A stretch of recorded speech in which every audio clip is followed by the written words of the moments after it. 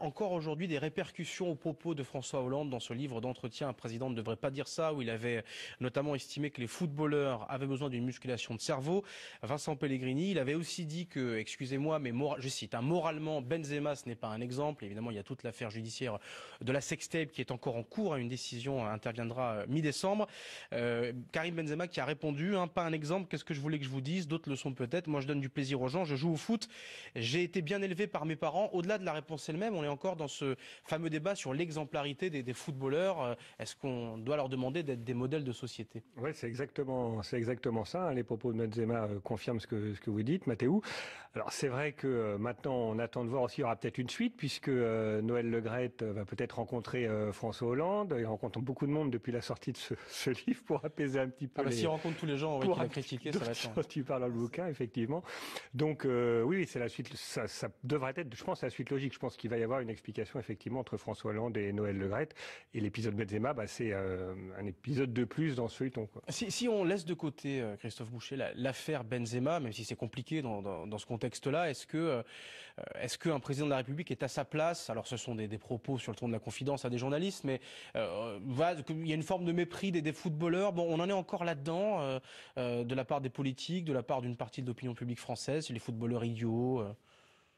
Vous savez, on est en France depuis le général de Gaulle, avec aucune politique sportive. C'est-à-dire qu'il n'y a eu aucun président de la République qui s'est occupé du sport réellement. Je dis réellement. Alors, vous allez me donner plein de... Si vous regardez depuis le plan qu'a fait de Gaulle dans les années 60, sur le sport en France, on n'a jamais mis les moyens qu'il fallait sur le sport. Regardez ce que fait, on va parler juste 30 secondes d'olympisme, regardez le plan qu'a fait la Grande-Bretagne pour ses athlètes au JO. Regardez les résultats. Regardez ce qu'en 98, quand l'Allemagne perd, personne s'en aperçoit en France, en football. Je repasse en football. Personne s'en aperçoit. À partir de 98, ils disent, oula, il y a le feu, on met un plan en place. Et nous, en France, on regarde, on dit ouais, en Allemagne, ils sont sympas, en Angleterre, ils sont sympas, on fait rien.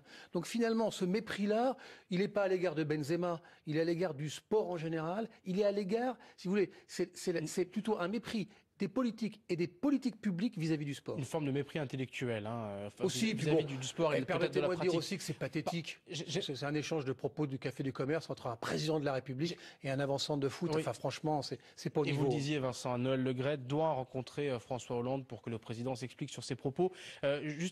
Forcément, Vincent Gastine, vous êtes un ancien joueur de foot pro. Vous avez joué à l'OM, vous avez joué en Grèce.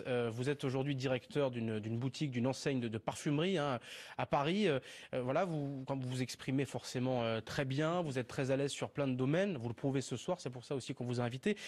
Entendre ce genre de propos encore aujourd'hui en 2016 sur les footballeurs, ça vous fait quoi, vous? Déjà, ça m'inquiète pour le pays, parce que François Hollande, je pense qu'il a autre chose à faire. Ce serait déjà bien que de faire toujours des contre-feux un peu partout. Et puis se muscler le cerveau, ce serait bien qu'il le fasse aussi, parce que franchement, à sa place, si je m'étais musclé le cerveau, j'aurais jamais sorti un bouquin comme il a sorti juste avant. Et puis après, il faut qu'on arrête un peu avec ce devoir d'exemplarité. Ce qu'on demande à Karim Benzema aujourd'hui, c'est de marquer des buts. D'accord. Sachant qu'il est quand même mis en examen, donc son cas est particulier. Oui, mais ce que je demande à François Hollande, ou en tout cas aux politiques, en effet, qui ont fait des grandes études, qui ont fait l'ENA en général, c'est d'avoir des propos qui soient pas ceux qui sont tenus, comme le disait Christophe, sur, on dirait, des brèves de comptoir.